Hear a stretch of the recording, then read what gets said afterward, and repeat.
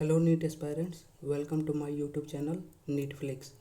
Hope you all will be fine and will be doing great.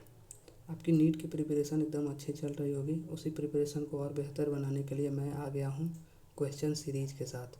जैसा कि मैंने अपने डेमो वीडियो में आप लोगों से वादा किया था कि मैं बेटर साउंड क्वालिटी के साथ फुल लेक्चर अपलोड करूँगा, तो मैं आ चुका हूँ। तो अगर चैनल आपको पसंद आए, वीडियो अच्छी लगे तो लाइक, शेयर और सब्सक्राइब ज़रूर करिएगा चैनल को। तो चलिए हम स्टार्ट करते हैं question practice series of molecular basis of inheritance. यहाँ क्वेश्चन नंबर फर्स्ट, जैसा कि मैंने आपको बताया था डेमो लेक्चर्स में ही अपने कि मैं बेटर साउंड क्वालिटी के साथ आऊँगा, और मैं आ गया। होप कि आवाज़ अब आपको क्लियर आ रही होगी और ऑडियो प्रॉपर आ रहा होगा। तो हम लोग स्टार्ट करते हैं क्वेश्चन नंबर फर्स्ट से। What is indicated by A in the figure. यार देखो, ये डीएनए डबल हेलिक्स का स्ट्रक्चर है और ए यहाँ पर बेस पेयर्स को रिप्रेजेंट कर रहा है। मैं यहाँ पे बता देना चाहता हूँ, ए जो है वो आपके यहाँ पर बेस पेयर को रिप्रेजेंट कर रहा है। ये थोड़ा मैं इसको फिर वापस से यहाँ लाऊँ। ए जो है आपको बेस पेयर्स को रिप्रेजेंट कर रहा है। और question number second, what is indicated by B in the figure. और जो बी है वो क्या इंडिकेट कर रहा है। बी आपको जैसे कि आपको पता होगा डबल डीएनए हेलिक्स स्ट्रक्चर में डीएनए का ये शुगर फॉस्फेट बैकबोन को डिनोट करता है। तो बेस पेरेंट गलत बात। B option only sugar backbone, ये भी गलत है। ओनली फॉस्फेट बैकबोन, ये भी गलत है। बोथ बी एंड सी, हाँ both B and C. Sugar phosphate backbone, जो बैकबोन बना होता है डीएनए डबल हेलिक्स स्ट्रक्चर में, वो शुगर फॉस्फेट का बना होता है। जो बैकबोन का स्ट्रक्चर होता है वो शुगर फॉस्फेट का होता है। तो यहाँ पे मेरा ये वाला ऑप्शन बिल्कुल करेक्ट हो जाएगा। और फर्स्ट वाले ऑप्शन में मैं टिक करना चाहूँ तो बेस पेयर्स। अब यार थोड़ी सी इधर उधर की बातें कर लें। ये जो एडेनिन है, एडेनिन और थाइमिन, ये एडेनिन और थाइमिन जो है दो हाइड्रोजन बॉन्ड बनाता है। एडेनिन और थाइमिन आपस में दो हाइड्रोजन बॉन्ड बनाते हैं। और गुआनिन और साइटोसिन है वो तीन हाइड्रोजन बॉन्ड बनाते हैं। ये बेस पेयर्स ही हैं, यही बेस पेयर को यहाँ दिखाया गया है। ठीक है, अब हम लोग आगे बढ़ते हैं। Question number third, how many types of nucleic acids are found in living system. यार देखो, लिविंग सिस्टम में दो तरह के न्यूक्लिक एसिड फाइंड किए जाते हैं। फर्स्ट डीएनए और second RNA. According to our NCERT यही लिखा हुआ है। डीएनए का फुल फॉर्म होता है डीऑक्सी राइबो न्यूक्लिक एसिड और आरएनए का फुल फॉर्म होता है राइबो न्यूक्लिक एसिड। तो हम लोग फिर आगे बढ़ते हैं।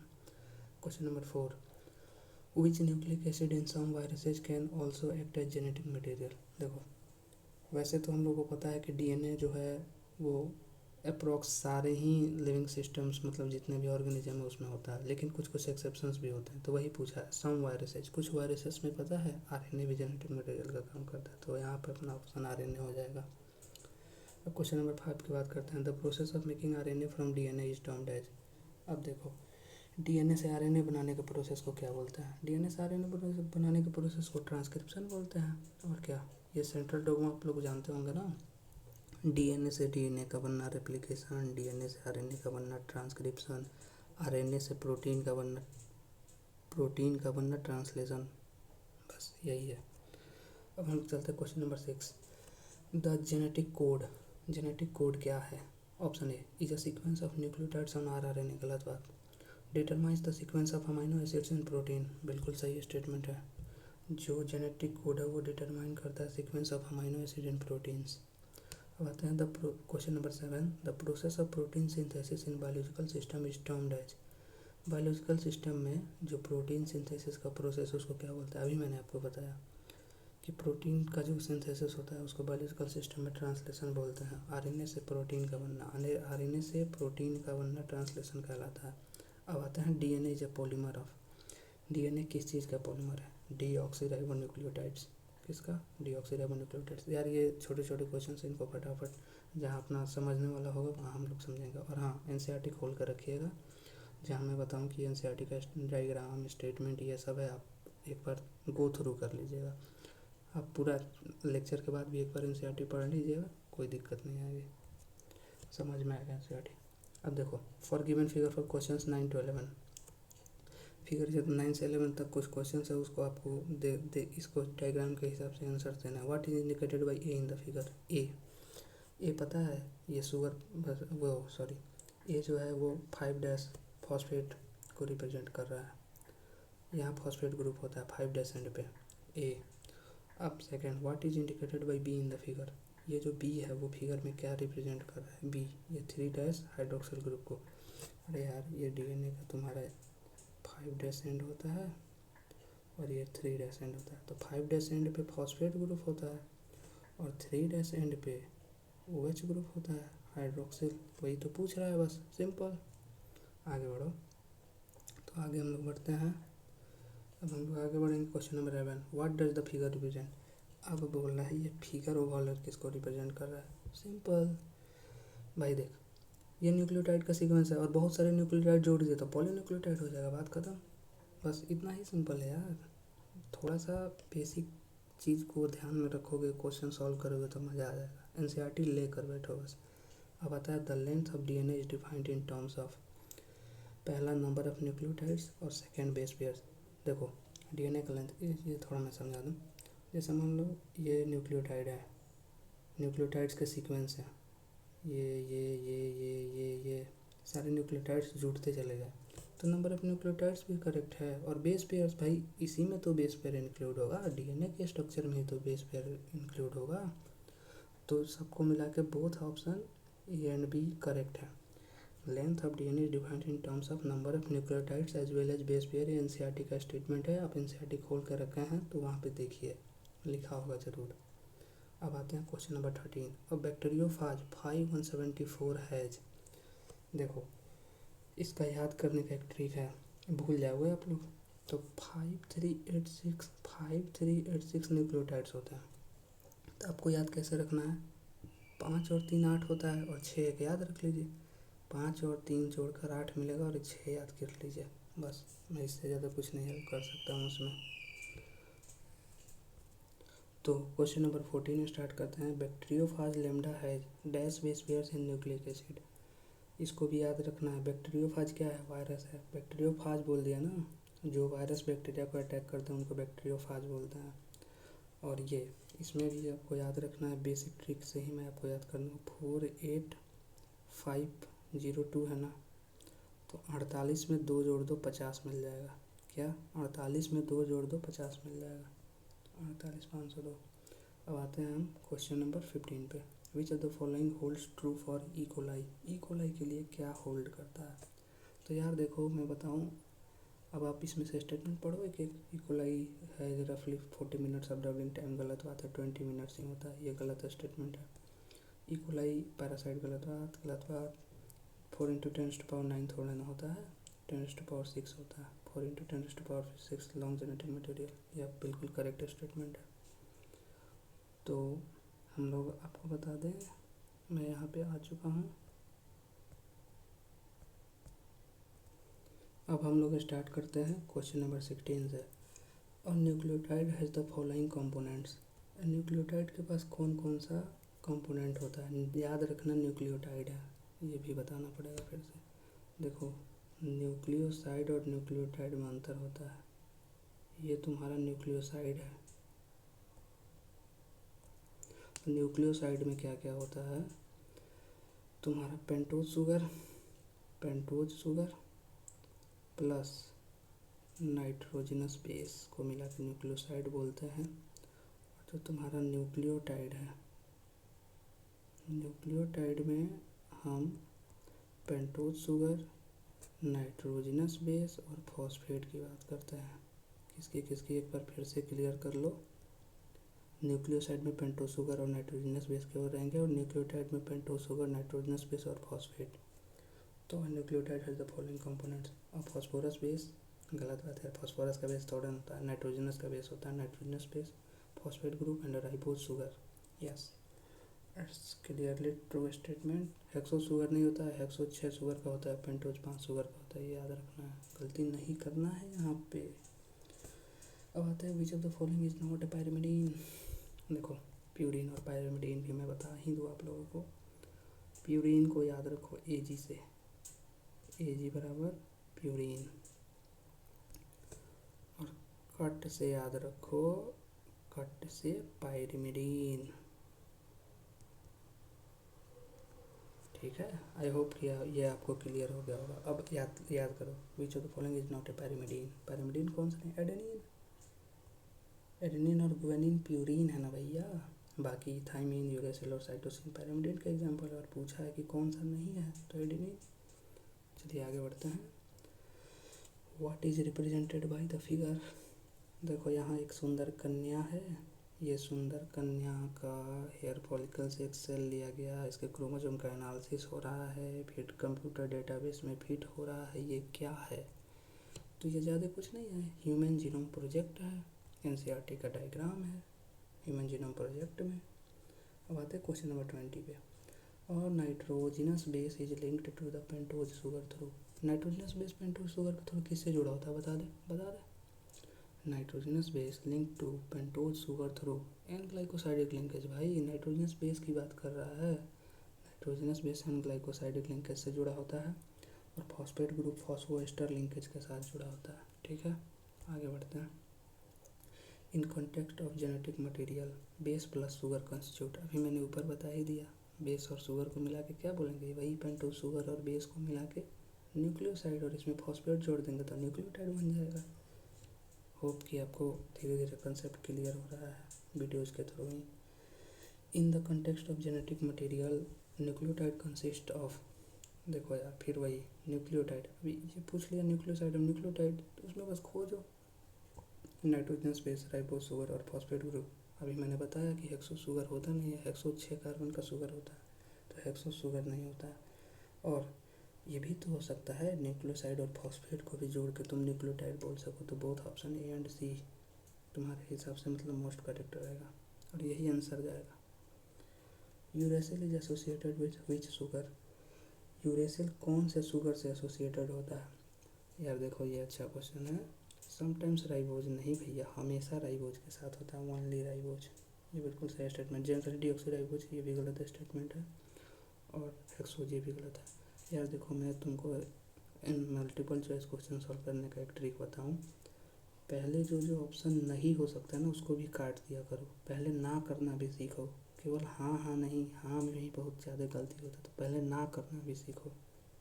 ये एक ट्रिक है बेसिक, जो तुम बहुत सारे ऑप्शन एलिमिनेट करके भी क्वेश्चंस को निकाल सकते हो मल्टीपल चॉइस में। अब आओ question number 24। 5 end of ribose sugar bears. वो डायग्राम वाली 5 end phosphate 3' hydroxyl group, 3' end of polynucleotide chain bears hydroxyl group. यार ये जो मैं क्वेश्चंस लाया हूँ ना, इसके थ्रू तुम्हारे एनसीईआरटी का एक एक स्टेटमेंट क्लियर हो जाएगा, एक एक, मैं गारंटी बता रहा हूँ। कोई एकदम छोटा से छोटा बारीक से बारीक चीज़ पूछ लिया यार, अब क्या चाहिए तुमको। Question number 26। In RNA every nucleotide residue has an additional. यार देखो, additional OH group present at 2' position of ribose sugar. तो एडिशनल OH ग्रुप 2', याद रखना ये 2 नहीं होगा, 2' होगा, 3 भी नहीं होगा, ये भी नहीं होगा। ये स्टेटमेंट क्लियर है आपको? चलिए आगे बढ़ते हैं। Question number 27। Thymine can also be designated as. Thymine देखो क्या है, थाइमिन अभी बताया ना, पैरिमिडीन का एग्जाम्पल है। ठीक है, और थाइमिन जो है उसका एक दूसरा नाम 5 मिथाइल यूरेसिल भी है। ये एनसीईआरटी में दिया हुआ है, आपको याद रखना है। 5 methyl uracil, 5 methyl uracil thymine का दूसरा नाम। मन में 2 बार दोहरा लीजिए, याद हो जाएगा। थाइमिन का नाम है ना कि यूरेसिल का नाम है? थाइमिन का नाम है 5 मिथाइल यूरेसिल, दूसरा नेम। अब question number 28। Frederick Miescher identify DNA as a basic substance. देखो यार, ये भी मैं बता दूँ, डीएनए बेसिक नहीं होता है, एसिडिक नेचर का होता है DNA. Identify DNA as acidic substance and named it nuclein in 1896। देखो इस चैप्टर का डेटा भी बहुत इंपॉर्टेंट है, ये भी तुमको याद रखना है। 1869 में, नॉट 1896, याद रखना, एग्जाम के समय बहुत गलतियाँ होगा। अब आओ यार क्वेश्चन नंबर 29 से 32 के लिए ये डायग्राम आप सबको याद होगा। मैं आपको बताऊं, ये डायग्राम है लाइकोपेरॉन का। लाइकोपेरॉन में देखो ये क्या है, सीक्वेंस याद करने का ट्रिक। पीपो जया, ये जहाँ मैं इसे बना दूँ, थोड़ा सा आप लोग समझ भी लो। जैसे ये ट्रिक है, मतलब सीक्वेंस में याद करने के लिए।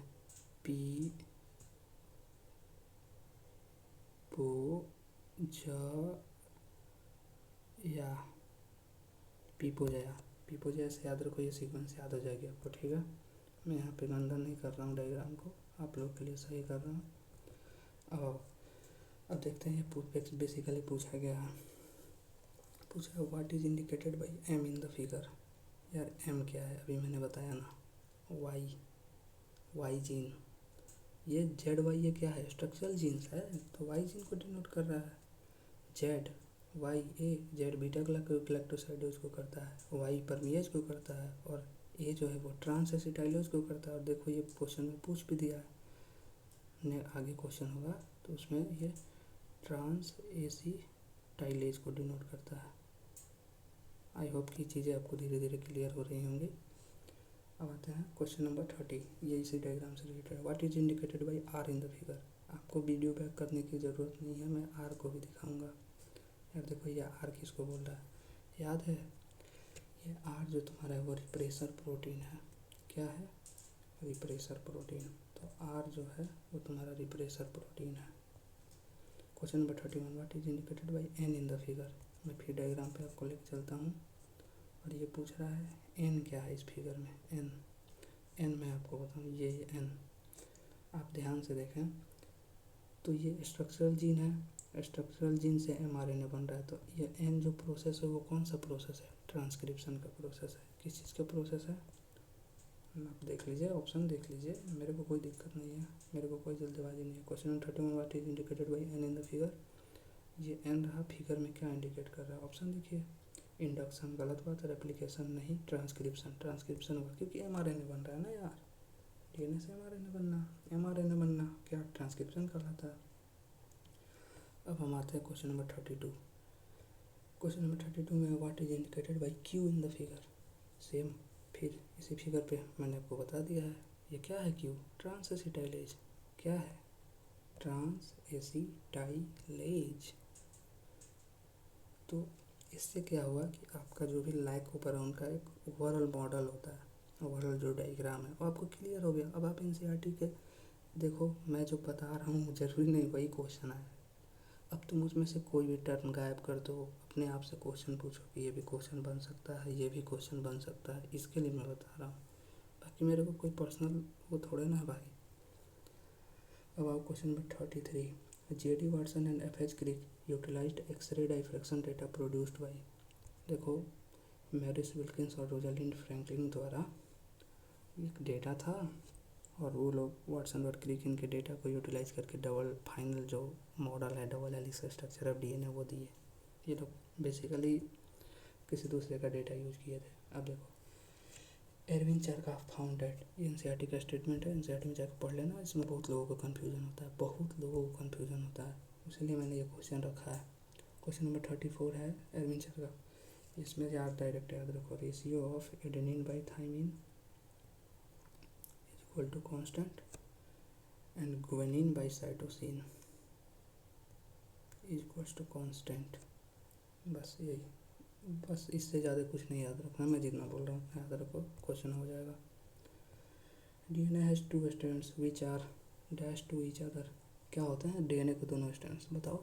Double helix structure of DNA, complementary भैया, कम्प्लीमेंट्री बेस पेयरिंग होता है, उसीलिए कम्प्लीमेंट्री होते हैं दोनों strand.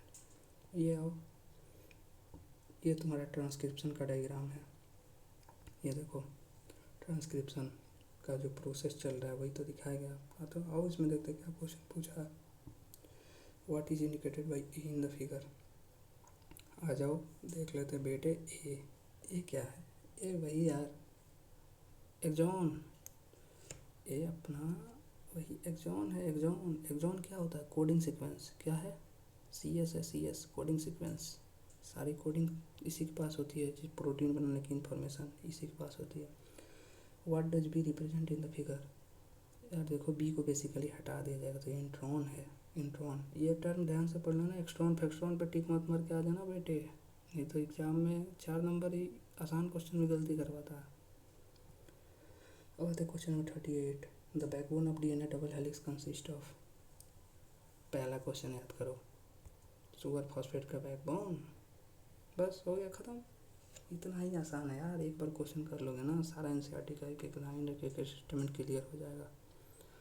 About anti parallel polarity is exhibited by, किसके द्वारा होता है एंटी पैरेलल पोलरिटी? डीएनए भैया। आरएनए सिंगल स्टैंडर्ड होता है, डीएनए ही डबल स्टैंडर्ड होता है। और एंटी पैरेलल पोलरिटी यही होता है 5 डैश 3 डैश एंड, तो इधर 3 डैश होगा तो इधर 5 डैश होगा, बस यही है, जो है सो है। Question number 40, which of the following holds true in case of DNA? A11T शुरू में बताया था, एडेनिन थाइमिन के साथ बॉन्ड करता है। Adenine form 2 H bonds with thymine. ये जो बॉन्ड बनता है वो हाइड्रोजन बॉन्ड होता है, ठीक है, इसलिए हाइड्रोजन बोला है। पाई बॉन्ड नहीं होता रे, केमिस्ट्री नहीं पढ़ा रहा अपन। पाई बॉन्ड मत टिक करके चलेगा ना, कोई ज़्यादा केमिस्ट्री का भूत सवार मत बना लेना अपने ऊपर, तो पता चला केमिस्ट्री का ही भूत सवार है भैया, मैंने तो मार के चलाया, ऐसा कुछ नहीं है।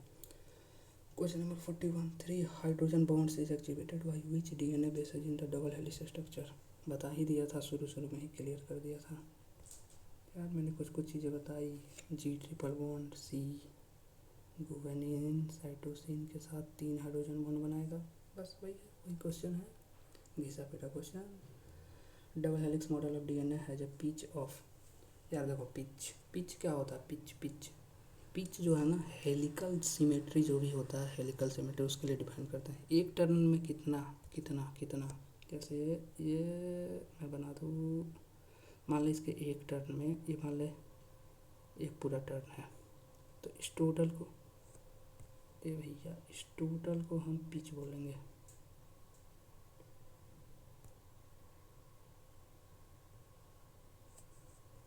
हाँ, तो हम लोग यहीं पे थे, इस टोटल को पिच बोलेंगे। थोड़ा मेरा वो सिस्टम गड़बड़ हो गया था इसलिए, तो इस टोटल को हम लोग पिच बोलेंगे और यही पिच है।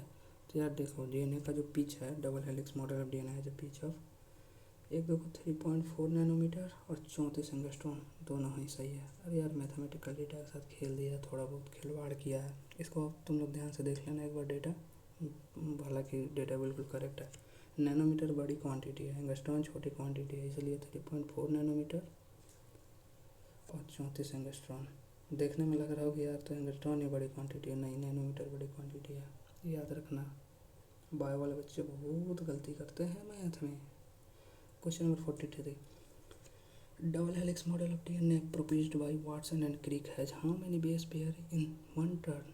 वही इस अभी जो मैंने ऊपर बताया, इस एक टर्न में लगभग 10 बेस पेयर होते हैं, लगभग नहीं, क्या कंप्लीट 10 बेस पेयर होते हैं, 10 बेस पेयर होते हैं, लगभग नहीं कंप्लीट, याद रखना 10 बेस पेयर। अब आते हैं, आगे बढ़ते हैं। Question number 44, what confers additional stability to double helix model of DNA apart from the H bond? देखो, हाइड्रोजन बॉन्ड के अलावा भी डीएनए को एक्स्ट्रा स्टेबिलिटी प्रोवाइड करवाने के लिए जो एक बेस पेयर एक दूसरे के ऊपर रखे होते हैं, और ऊपर रखने को बोलते हैं स्टैक्ड ओवर। तो इसमें से आपका ये ऑप्शन बिल्कुल सही होगा, 1 base pair is stacked over the other. इससे क्या होता है कि बैकबोन को सपोर्ट ज़्यादा मिलता है, जो बनता है, बेस पेयर एक दूसरे के ऊपर रखे रहते हैं, तो ये भी एक एडिशनल स्टेबिलिटी प्रोवाइड करवाता है डीएनए को। ये एनसीईआरटी का ही स्टेटमेंट है, एनसीईआरटी में देख लेना। अब आते हैं क्वेश्चन नंबर 45 to 49। ये देखो यार, ये क्या है? ट्रांसक्रिप्शन यूनिट, उसका डायग्राम, ट्रांसक्रिप्शन प्रोसेस का, कि कैसे क्या होता है, ट्रांसक्रिप्शन यूनिट का डायग्राम है, ठीक है। What is indicated by B in the figure? B क्या है? बी टर्मिनेटर भैया, terminator. What is indicated by E? देखो पहला ही सा ऑप्शन है, ई भी पूछा है, क्या है ई देखो 5-3 एंड 5-3 एंड तुम्हारा क्या कहलाता है? Coding strand.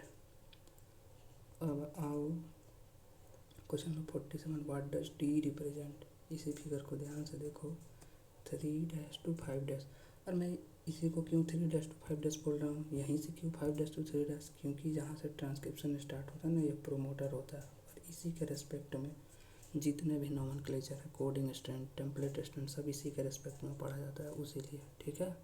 आई होप कि आपको ये क्लियर हो गया होगा। तो what does D represent in the figure? D किसको रिप्रेजेंट कर रहा था? आ जाओ, टेम्पलेट स्टैंड भैया, टेम्पलेट स्टैंड देख लो, फिर से देख लो, मेरा कोई दिक्कत नहीं है, मैं दिखा सकता हूँ। D template stand.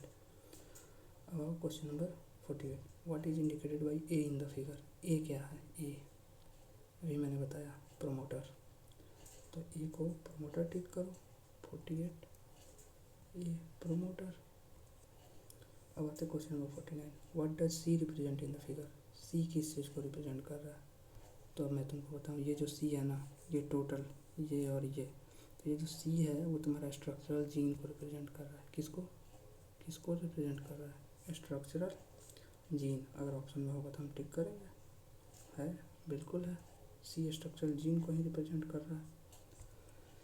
बात है question number 50, central dogma in molecular biology were independently proposed by. देखो ये इंडिपेंडेंटली बोला है क्रिक, इसमें वाटसन का कोई रोल नहीं था। Central dogma was given by Crick, Crick कहीं दिए थे, ये याद रखना है, नहीं तो गलत होगा। The correct representation of central dogma is as follows. ये वही जो क्रिक दिए हैं एनसीईआरटी में, as it is given diagram ही मान लो, या फिर एक फ्लो ऑफ इंफॉर्मेशन मान लो, यही है। अब देखो, डीएनए से डीएनए का बनना रेप्लिकेशन, डीएनए से एमआरएनए का बनना ट्रांसक्रिप्शन, एमआरएनए से प्रोटीन्स का बनना ट्रांसलेशन। मैंने तुमको बोला था शुरू में ही, इसी को सेंट्रल डोगमा भी बोलते हैं। अब आप question number 52, which of the unusual metabolic process is shown by viruses. देखो यार, नॉर्मली डीएनए से आरएनए बनता है, लेकिन वायरस आरएनए से डीएनए बनाता है, तो ये अनयूजुअल है, नॉर्मल नहीं होता, इसीलिए अनयूजुअल बोल दिया। क्वेश्चन नंबर 53, आरएनए से डीएनए का बनना क्या होता है? वही रिवर्स ट्रांसक्रिप्शन। अरे उल्टा बन गया ना, तो रिवर्स हो गया। ऐसा नॉर्मल डीएनए से आरएनए ट्रांसक्रिप्शन, उल्टा बन गया तो रिवर्स लगा दो, नाम लिख दो, हो गया। The length of human DNA is approximately. ये एक बहुत अच्छा क्वेश्चन है, मेरे को पता है कि जिसको आता भी होगा वो भी एक क्वेश्चन को गलत करेगा, ये तो नहीं होगा। 2.2 metre concentric all cells of the body, 2.2 metre concentric वाले वन सेल। ये केवल एक सेल में नहीं होता है, दोनों टोटल 46 क्रोमोजोम होते हैं ना, सबको मिला के डीएनए का जो लेंथ बनता है वो 2.2 मीटर होता है। ये एनसीईआरटी सेल बायोलॉजी में स्टेटमेंट लिखा हुआ है। डिस्ट्रीब्यूटेड अमॉन्ग 46 क्रोमोजोम्स लिखा होगा, नहीं तो distributed among 23 pairs of chromosome लिखा होगा। ठीक है, आगे बढ़ते हैं। Question number 55, DNA is held together by which protein in prokaryotes. यार देखो, प्रोकैरियोट्स में वही डीएनए है ना, निगेटिवली चार्ज है, तो पॉजिटिवली चार्ज प्रोटीन से घिरा होता है। और इस प्रोटीन को मैं तुमको बता दूं, प्रोकैरियोट्स पूछा है, यूकैरियोट्स नहीं कि हिस्टोन प्रोटीन मार दिया। पॉलीअमाइंस होता है, क्या होता है? पॉलीअमाइंस। थोड़ा याद रखो, ये क्वेश्चन पूछा जा चुका है एम्स में, उसीलिए मैं बोल रहा हूँ, पॉलीअमाइंस बोलता है। Which statement is true in the context of histones. They are positively charge, acidic नहीं, एम्फोटेरिक भी नहीं, they are positively charge basic proteins. Yes, basic proteins होते हैं, पॉजिटिव नेचर के होते हैं, लाइसिन एंड आर्जिनिन में रिच होते हैं। In nucleosome histones are organised in which structure.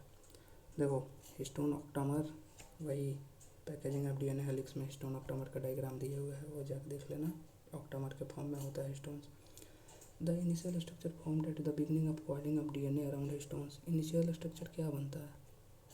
Nucleosome. अरे बाबू, न्यूक्लियोसोम ही बनता है, 200 base pair beads on string structure, वही होता है। Histones are rich in which amino acid. अभी मैंने बताया, हिस्टोन्स लाइसिन और आर्जिनिन बेसिक अमाइनो एसिड है, पॉजिटिवली चार्ज कैरी करते हैं इन देयर साइड चेन में होता है, ये भी याद रखना। ये नीट वाला जिस दिन पूछेगा मज़ा आ जाएगा question. Typically nucleosome consist of how many base pair. कितना बेस पेयर कंसिस्ट करता है? 200 बेस पेयर। यार देखो, मैं यहाँ थोड़ा फास्ट चल रहा हूँ क्योंकि ये नॉर्मल याद करनी इन्फॉर्मेशन बेस्ड वाले क्वेश्चन है। Chromatin is made up of. Chromatin किस चीज़ का बना होता है? तो क्रोमेटिन जो है न्यूक्लियोसोम के बाद बनने वाला स्ट्रक्चर है, तो न्यूक्लियोसोम से ही बनेगा, और किससे बन सकता है? मैं तुमको बताऊँ, मतलब डीएनए हिस्टोन प्रोटीन से बाइंड करेगा तो न्यूक्लियोसोम बनाएगा, फिर न्यूक्लियोसोम के बाद क्रोमेटिन जैसा स्ट्रक्चर बनेगा, और क्रोमेटिन जब सेल डिवीजन करने लगेगा तो क्रोमोसोम अपीयर हो जाएगा, क्रोमेटिन ही क्रोमोसोम के फॉर्म में अपीयर हो जाएगा सेल डिवीजन के दौरान। अब हम चलते हैं क्वेश्चन नंबर 62 से 65। देखो ये ट्रांसलेशन प्रोसेस का डायग्राम है, देख रहे हो भाई, एक एक डायग्राम मैं लेकर आया हूँ, एक एक डायग्राम, एक एक चीज़। फिर तुमको लगे यार कि ये गलत है, अगर वीडियो पसंद है तो प्लीज़ लाइक करना। यहाँ पर ए होगा, देखो गलत था ये, यहाँ पर ए होगा, ए कर लेना क्योंकि ये। अब देखो इसको थोड़ा मैं समझा दूँ, इस डायग्राम को मैं थोड़ा सा क्लियर कर दूँ अपने लोगों के साथ। यार 2 मिनट का 1 मिनट का टाइम दो। ये देखो मैं क्लियर करता हूँ, ये 5 डेसेंड है, ये वाला, और ये 3 डेसेंड है, ठीक है। ये mRNA है 5 डेज to 3 डेज, और ये तुम्हारा आ रहा है tRNA आ रहा है। tRNA के पास एंटी कोडॉन होता है और mRNA के पास कोडॉन होता है। तो ये जो कोडॉन है 3-3 के पेयर में होता है, 3-3 के पेयर, और इनको जब भी हम पढ़ेंगे तो ये 5 डेज to 3 डेसेंड होगा, ठीक है। ये याद रखना भैया, 5 डेज to 3 डेज ही होगा।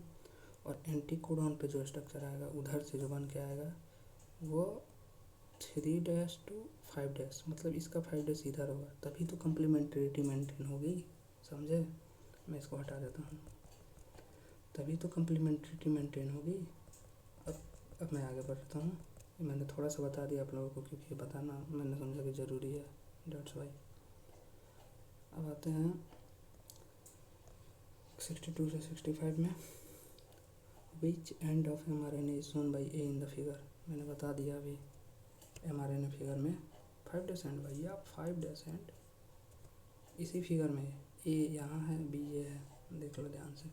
विच end of mRNA is shown by B, B कौन सा एंड दिखाया जा रहा है, अभी बताया डायग्राम में, 3 डेसेंड, क्या 3 डेसेंड। फिर आगे बढ़ते हैं। Which amino acid shown by C in the figure. यार देखो एकदम एनसीईआरटी का डायग्राम है, एकदम बहुत ध्यान से देखना है, बहुत ध्यान से देखना है। सी किसको रिप्रेजेंट कर रहा है, तो आ जाओ क्वेश्चन नंबर 64। सी को तुमने तो देख ही लिया होगा, और मैं तुमको बता दूँ सी है यहाँ पर एस्पार्जीन। ये तुम जब एनसीईआरटी का डायग्राम देखोगे ना तो इस वाले यहाँ पर ये ए एस और एन लिखा गया आएगा, तो ये एस्पार्जीन है, ठीक है, इसको याद रखना। आगे बढ़ते हैं। तो मैंने बता दिया asparagine. Which amino acid is indicated by D in the figure. D तुम्हारा क्या है ये भी देख लो, 65 है ना, तो तुम्हारा डी है एनसीईआरटी के हिसाब से वैलीन। यार देखो ये थोड़ा इन्फॉर्मेशन बेस्ड है, मतलब ये क्वेश्चन इसलिए रखा गया ना ताकि आप एक बार डायग्राम को भी ऑब्जर्व कर सको। नीट वाले सन की बुड्ढे का कोई भरोसा नहीं, कुछ भी पूछ सकता है वो, कुछ भी। अब question number 66। Beads on string structure can be viewed under. किसके थ्रू देखते हैं, इलेक्ट्रॉन माइक्रोस्कोप, ईएम डायग्राम उसके नीचे लिखा हुआ है बीट्स ऑन स्ट्रिंग स्ट्रक्चर के। अब question number 67। Beads on string structure in chromatin is package to form. किस लिए, क्या बनाता है, अभी तो तुमको बता ही दिया भैया। Beads on string in chromatin is package to form, तो क्या बनाएगा ये यार, क्रोमेटिन फाइबर्स बनाएगा। बीड्स ऑन स्ट्रिंग को बोल दे न्यूक्लियोसोम तो गलत है ना भाई, बीड्स ऑन स्ट्रिंग ही तो न्यूक्लियोसोम है, उसको कंपैक्ट करके क्या बनेगा, क्रोमेटिन फाइबर। अभी ऊपर देखा था ऐसा क्वेश्चन, ये गलती मत कर देना, न्यूक्लियोसोम मत मार देना, बिल्कुल गलत हो जाएगा, ठीक है। Question number 68। Chromatin fibres coil and condensed at dash stage of cell division to form dash. बताओ, आ जाओ। तो क्रोमेटिन फाइबर्स, ये एक्चुअली सेल बायोलॉजी का क्वेश्चन है, लेकिन यहाँ भी आप देख लेंगे तो कोई दिक्कत नहीं होगा। Wow. Chromatin fibres coiled and condensed at metaphase stage of cell division to form chromosome. देखो स्टार्ट तो भैया प्रोफेज में कंडेंसेशन स्टार्ट होता है और कंप्लीट होता है मेटाफेज में, और मेटाफेज में ही क्रोमोसोम क्लियरली विजिबल होता है। ये एनसीईआरटी का स्टेटमेंट है, 11th बायोलॉजी, सेल बायोलॉजी, ठीक है, चैप्टर उसमें जाकर देख लीजिएगा, बिल्कुल एज इट इज स्टेटमेंट मिलेगा। स्टार्ट होता है प्रोफेज में, लेकिन कंप्लीशन होता है मेटाफेज में, और मेटाफेज में ही क्रोमोसोम क्लियरली विजिबल होता है। बस यही था, मैंने फिर से रिपीट कर दिया, किसी को डाउट लगे तो जाकर देख लेना। Question number 69, if you know then you know. Sorry, apart from histones chromatin at higher level of coiling requires which protein. कौन सा प्रोटीन भैया? NHC, non histone chromosome protein, इसको बोलते हैं NHC, एडिशनल पैकिंग के लिए NHC। अब आते हैं क्वेश्चन नंबर 70 to 71, ये भी NCERT का डायग्राम है, याद करो याद करो याद करो याद करो। Question number 70, which protein is indicated by A in the figure. कौन सा प्रोटीन है भैया इस फिगर में? सेरीन। ये जो भाई जेनेटिक कोड तेरे को याद करना पड़ेगा, थोड़ा सा मैं लेके आया हूँ, थोड़ा तेरे को लगे कि हाँ कुछ क्वेश्चन हैं। विच protein is indicated by B in the figure. अब बताओ बी किसको रिप्रेजेंट कर? AUG, UAC, इसमें चक्कर कोई नहीं खाएगा। ये 5' to 3' एंड है mRNA का, और एंटीकोडन 3' to 5' चलेगा। अब आ जाओ क्वेश्चन नंबर 71 का कौन सा है? ये बहुत लोग को लग रहा है AUG मिथ्योनिन होगा, गलत बात है बेटे, फंस गए हो तुम। टायरोसिन होगा 71 का C, बिल्कुल करेक्ट स्टेटमेंट है। In the nucleus the region of chromatin which is loosely packed is known as. Nucleus में क्रोमेटिन का जो लूजली पैक्ड रीजन होता है उसको क्या बोलते हैं? यूक्रोमेटिन लूजली पैक्ड होता है, हेट्रोक्रोमेटिन डेंसली पैक्ड होता है। बस वही आ गया। Which is true about the structure of heterochromatin. Heterochromatin में क्या होता है? लूजली पैक्ड और स्टेन डार्क, गलत। डेंसली पैक्ड और स्टेन डार्क, ये बिल्कुल सही स्टेटमेंट है 73 खड़ी। अरे हेट्रोक्रोमेटिन भैया, हेट्रोक्रोमेटिन जो होता है वो डेंसली पैक्ड होता है और डार्क स्टेन करने पर वो डार्क होता है। और मैं बता दूं, न्यूक्लियस को स्टेन करने के लिए बेसिक डाई का यूज़ करते हैं, और उस बेसिक डाई का नाम है एसीटोकार्मीन। ये याद रखना, एसीटोकार्मीन बेसिक डाई न्यूक्लियस को स्टेन करने के लिए, उसी से पता चलता है। ये स्टेन डार्क करता है और यूक्रोमेटिन स्टेन लाइट करता है। यूक्रोमेटिन लूजली पैक्ड होता है और लाइट स्टेन करता है, और हेट्रोक्रोमेटिन डेंसली पैक्ड होता है और डार्क स्टेनिंग देता है। और स्टेनिंग प्रोसीजर जो जिस डाई का यूज़ किया जाता है वह एसीटोकार्मीन होता है, बेसिक डाई होता है। ठीक है, question number 74, transformation experiment in search of genetic material perform by, किसके द्वारा हुआ था जेनेटिक मटेरियल? अरे भैया अपने ग्रिफिथ साहब, ग्रिफिथ भैया, सबसे पहले एक्सपेरिमेंट इन्हीं का था। Griffith carried out his experiments on mice using which pathogenic bacterium. कौन सा पैथोजेनिक बैक्टीरियम लिया था? वही जो चूहे को निमोनिया कॉज कर देता था, स्ट्रेप्टोकोकस निमोनी। चूहा को मारा, खूब मारा चूहा को ग्रिफिथ ने। अब question number 76, in Griffiths experiment heat killed S strain when injected into mice resulted in. देखो भैया 2 स्ट्रेन थे स्ट्रेप्टोकोकस निमोनी के, एक आर स्ट्रेन एक एस स्ट्रेन।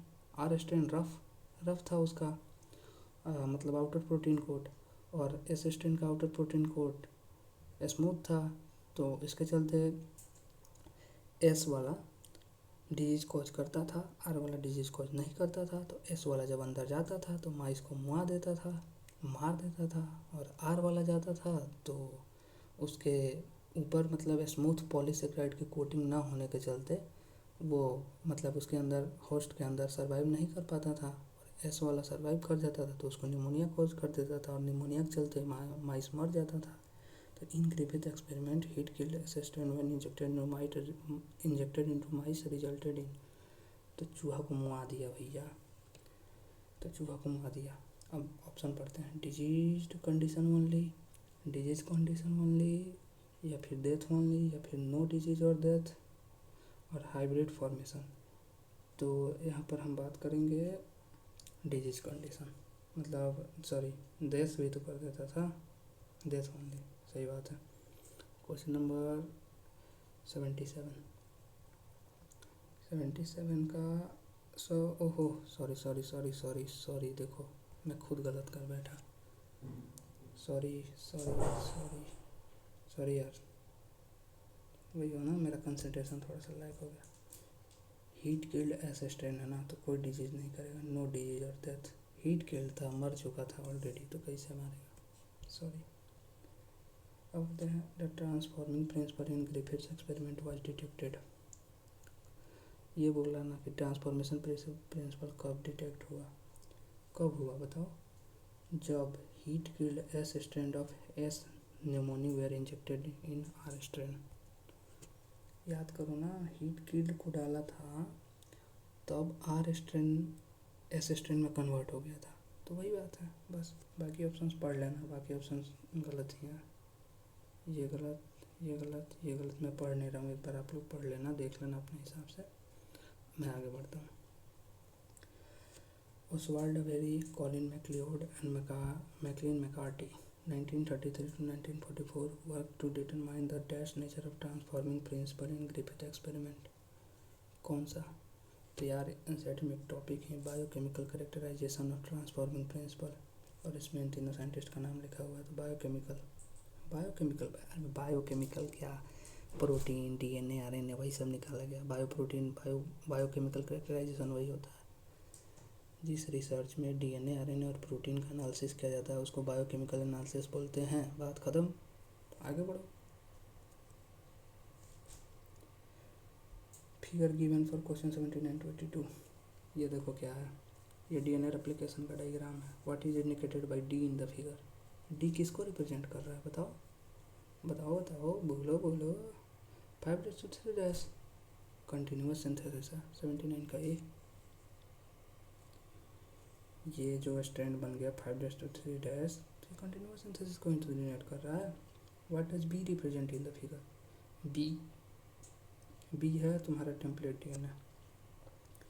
टेम्पलेट डीएनए बोल लो, पेरेंटल डीएनए बोल लो, कोई दिक्कत नहीं है मेरे को कोई दिक्कत नहीं है। बी उसी को, सॉरी एक्चुअली मैं थोड़ा डायग्राम यार मिसप्रिंट कर पा रहा हूँ ना। ये बी इसके लिए है, मैं भी मिसप्रिंट कर गया ना थोड़ा। ये बी इसके लिए, तो ये डिसकंटिन्यूअस सिंथेसिस को डिनोट करेगा। बी इसके लिए है, ये जो डिसकंटिन्यूअस सिंथेसिस हुआ है, मैं दिखा दूँ आपको, जो डिसकंटिन्यूअस सिंथेसिस हुआ उसके लिए है। बी इसके लिए बता रहा है ऑप्शन में, उसके हिसाब से डिसकंटिन्यूअस सिंथेसिस होगा। ठीक है, अब आगे बढ़ते हैं। What is indicated by A in the figure. आ जाओ भैया, ए क्या है बताओगे, कोई बताओ ए क्या है। कमेंट सेक्शन में कोई बताना ए क्या है, या फिर चलो मैं ही बताता हूँ। 81 का डी, ए तुम्हारा वही है कंटिन्यूअस सिंथेसिस, और क्या। तो फिर क्वेश्चन नंबर 79 जो है, सॉरी मैं करेक्ट करना चाहूँगा थोड़ा सा। दिक्कत क्या है, ये देखो 79 जो है वो ये जो डी को रिप्रेजेंट कर रहा है ना, डी, ये डी दोनों को रिप्रेजेंट कर रहा है। ये 5-3 को भी, और ये 5-3 जो डिसकंटिन्यूअस बना वो दोनों को रिप्रेजेंट करके पूछना चाह रहा है। तो 79 न्यूली सिंथेसाइज्ड स्ट्रैंड्स हो जाएगा, ये मोस्ट करेक्ट ऑप्शन जाएगा। सॉरी एक बार फिर से यार, गलती में गलत इन्फॉर्मेशन नहीं देना चाहता, सबसे बड़ा दिक्कत ये है। मैंने थोड़ा क्वेश्चन को ध्यान से नहीं देखा, और मैं डायरेक्ट सॉल्व कर रहा हूँ, मेरे पास कोई आंसर वगैरह नहीं है इसका। ठीक है, मैं डायरेक्ट सॉल्व करना, और 100% सही है ये विश्वास करके चलना। अब आओ, what does C represent in the figure. सी किस चीज़ को रिप्रेजेंट कर रहा है, ऑप्शन पढ़ेंगे यार, मैं ऑप्शन पढ़ नहीं रहा हूँ और अपने मन से गलती कर रहा हूँ। Template DNA, continuous synthesis, discontinuous synthesis, newly synthesised strands, यहाँ पे होगा ये तुम्हारा टेम्पलेट डीएनए। टेम्पलेट डीएनए वो होता है जो जिसको तुम यूज करके नया डीएनए बना रहे हो, जिसका तुम यूज किया उसको टेम्पलेट बोलोगे। जो प्रीवियसली है, जो प्रीवियस है, जो पहले से है, उसको टेम्पलेट बोलेंगे। उसी का तो टेम्पलेट तुम यूज करके अपना मेन डीएनए बना रहे हो। अब आओ question number 83। RNA digesting enzymes are commonly known as RNAs as as जहाँ लग जाए लास्ट में एंजाइम, डाइजेस्टिंग एंजाइम होता है RNase as. What is difference between DNase and DNase? देखो ये NCERT का इन टेक्स्ट क्वेश्चन है। इन टेक्स्ट क्या बोलते हैं? NCERT का इन टेक्स्ट क्वेश्चन। आ जाओ, what is difference between DNase का मतलब मैनी DNA, ठीक है। और जो DNase है, DNase वो तुम्हारा DNA डाइजेस्टिंग एंजाइम। तो DNase है जेनेटिक मटेरियल और DNase जो है DNA डाइजेस्टिंग एंजाइम। DNase का मतलब बहुत सारा DNA, जेनेटिक मटेरियल DNA होता है और DNase जो है वो DNA डाइजेस्टिंग एंजाइम। होप कि आपको ये क्लियर हो गया। आगे बढ़ते हैं question number 85। The experiment which provides unequivocal proof that DNA is genetic material and it came out from the experiments of Hershey and Chase experiment. Unequivocal proof that DNA is genetic material, Hershey and Chase experiment. Above. Question number 86. In the Hershey-Chase experiment, the following isotopes were used. देखो यार, isotope use करने का मैं तरीका बता देता हूँ। Isotope को याद करने का 86 क्वेश्चन है आपका, तो इसका पहले मैं आंसर टिक कर दूँ, उसके बाद में S35 था और फॉस्फोरस 32 था। ये याद रखना भैया, बड़ी गलती होता है। S35 जो है वो प्रोटीन कोड में यूज हुआ था, प्रोटीन कोड को लेबलिंग करने में, और P32 जो है वो DNA के लेबलिंग करने में यूज हुआ था। ये याद रखना है, ठीक है। आगे बढ़ते हैं। The Hershey-Chase experiment show which of the following steps chronologically, देखो यार chronologically का मतलब क्या होता है? chronological मतलब स्टेप बाय स्टेप। तो पहले क्या किए थे? इन्फेक्शन कराए थे, फिर ब्लेंडिंग कराए थे, फिर सेंट्रीफ्यूगेशन। इन्फेक्शन, ब्लेंडिंग और सेंट्रीफ्यूगेशन, इन्फेक्शन, ब्लेंडिंग और सेंट्रीफ्यूगेशन। याद रखने का ट्रिक IBC ऐसे पढ़ेंगे याद हो जाएगा। Question number 88। In Hershey-Chase experiment S35 labelled dash and P32 लेवल डैश। अभी मैंने ऊपर बता दिया, अभी ये तो मात्र फॉर्मेलिटी है। 88 का S35 से किस चीज़ को? प्रोटीन को, और P32 से DNA को। तो 88 का ऑप्शन नंबर 3 हमारा करेक्ट ऑप्शन होगा। अब आते हैं DNA is a preferred genetic material over RNA due to one of the following reason. क्या, किस चीज़ पे चलते हैं? 2' group in RNA is more label. मैं आपको बताऊं, लिएबल बताता हूँ होता क्या है। लिएबल का मतलब होता है मोर रिएक्टिव। क्या होता है?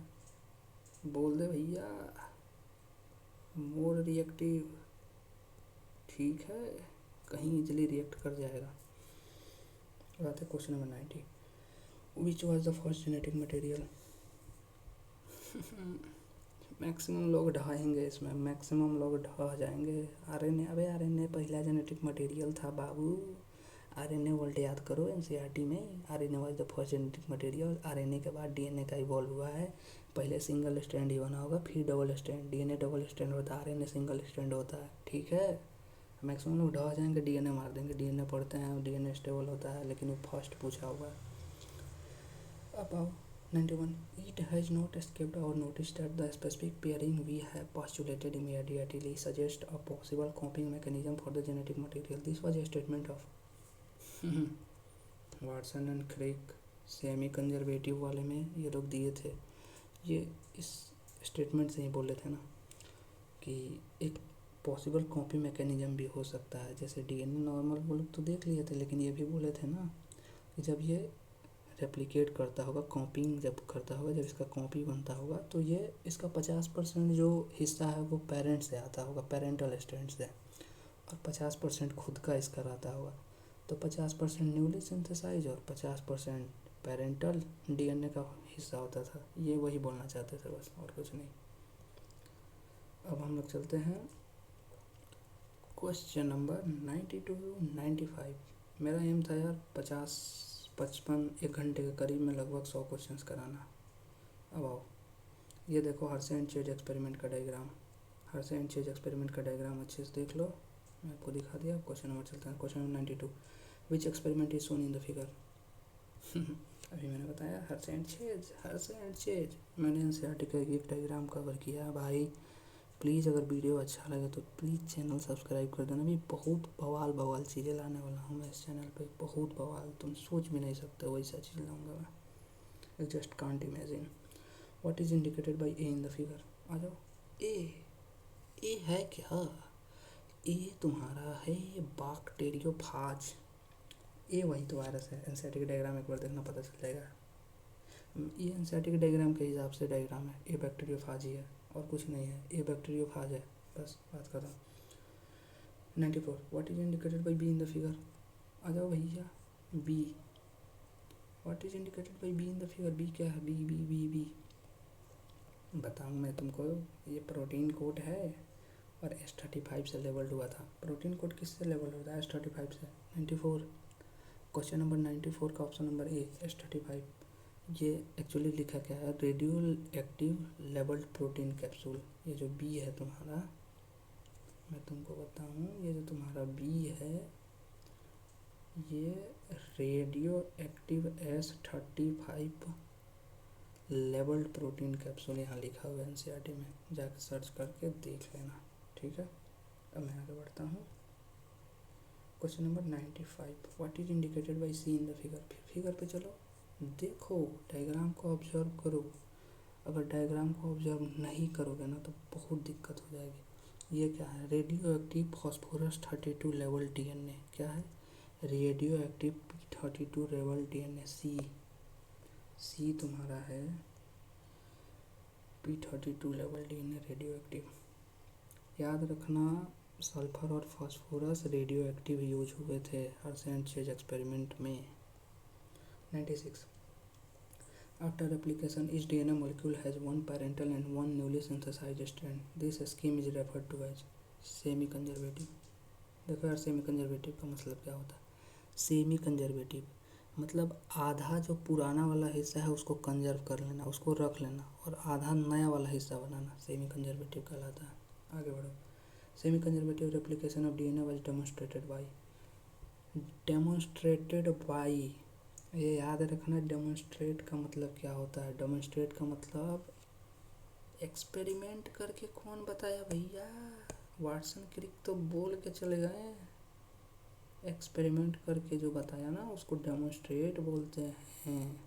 यार ये इंग्लिश का छोटा छोटा टर्म है, ये नहीं याद रहेगा, फंसोगे। देखो वाटसन एंड क्रिक भी स्टेटमेंट में है, लेकिन आंसर जाएगा 97 का ये। In Meselson and Stahl experiment E coli was grown in medium containing. किस में? Meselson and Stahl heavy isotope of nitrogen भैया, NH4Cl 15। याद रखना, N15 नाइट्रोजन का हेवी आइसोटोप है, ना कि रेडियो एक्टिव। ये बहुत क्वेश्चन गलती करवाते हैं, LN वाले, आकाश वाले, XYZ कोचिंग वाले बहुत क्वेश्चन गलत करवाएंगे तुमसे, थोड़ा ध्यान दे लेना। In Meselson and Stahl experiment N15 can only be differentiated on the basis of, क्या, किस बेसिस पे? Density gradient. और उस डेंसिटी ग्रेडियंट में जो यूज हुआ था मटेरियल वो सीजियम क्लोराइड था। क्या था? Caesium chloride density gradient centrifugation method Meselson and Stahl experiment में हुआ था। इसका डेट भी देख लेना एनसीईआरटी से। डेट वाला डेटा बहुत इंपॉर्टेंट है इस चैप्टर का, बता देना, क्योंकि अब हम लोग चैप्टर का लास्ट ही 2-3 क्वेश्चन बचा हुआ है। Question number 100 Taylor and his colleagues used which plant to detect the distribution of newly synthesised DNA. देखो, न्यूली सिंथेसाइज्ड डीएनए का जब ये लोग मिचेल्सन स्टॉल भी एक्सपेरिमेंट कर रहे थे ना, तो उस समय टेलर और उसके कलीग्स भी कुछ पे एक्सपेरिमेंट किए थे और उसका नाम था विक्सिया फावा। ये लोग किस चीज़ का यूज़ किए थे तो मैं आपको बता दूँ, थाइमिडीन का। थाइमिडीन का यूज़ किए, और रेडियो एक्टिव थाइमिडीन था। ये क्या था? रेडियो एक्टिव था। ये मैं स्टार बनाया जिसका मतलब रेडियो एक्टिव था, बात खत्म। थाइमिडीन का यूज़ किया, रेडियो एक्टिव थाइमिडीन, स्टार का मतलब रेडियो एक्टिव था, बात खत्म। Taylor and his colleagues used which radioactive probe, देख ले, radioactive probe, sorry thymidine नहीं, सॉरी रेडियो एक्टिव थाइमिन या थाइमिडीन बोलो, कोई दिक्कत नहीं। Taylor and his colleagues used which radioactive probe to detect the distribution of newly synthesized DNA chromosome, thymine। Radioactive thymine को thymidine भी बोलेंगे, कोई दिक्कत नहीं है। थायमिडीन एक्चुअली उसका डाइमर फॉर्म हो गया।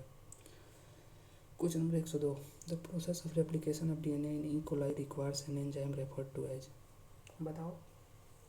अबे डीएनए का रेप्लिकेशन करना है, ई कोलाई प्रोकैरियोट है, तो किससे होता है? DNA dependent DNA polymerase.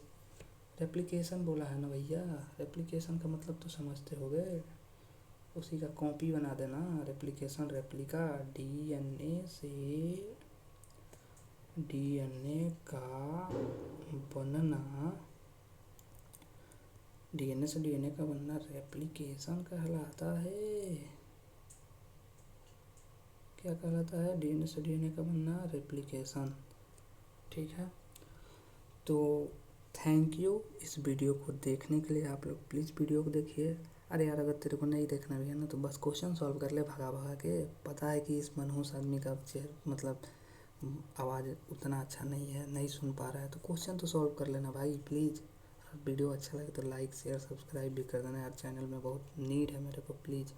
और मैंने बोला था कि अच्छे साउंड क्वालिटी के साथ आऊँगा, मैंने साउंड क्वालिटी को इम्प्रूव किया। मेरा डेमो लेक्चर था, ये मेरा फुल लेक्चर है। तो that's all from my side from this session. आगे और भी अच्छी अच्छी चीज़ें आएगी, इसका एक सेकंड पार्ट भी आएगा, फिर एसर्शनिज्म के क्वेश्चन आएंगे, और भी पूरा एनसीईआरटी का भाई या 100 क्वेश्चन 200 क्वेश्चन पर चैप्टर से रहेगा, ये गारंटी है मेरा। और ऐसे ही क्वेश्चन रहेंगे सारे लेवल वाले। और ये कोई बहुत हाई लेवल पे नहीं जाओ, बेसिक क्वेश्चन बनाए रहोगे ना तो हाई लेवल के भी क्वेश्चन बनेंगे, बस स्पीड और एक्यूरेसी मेंटेन रखना। Thank you and that's all from my side. Have a nice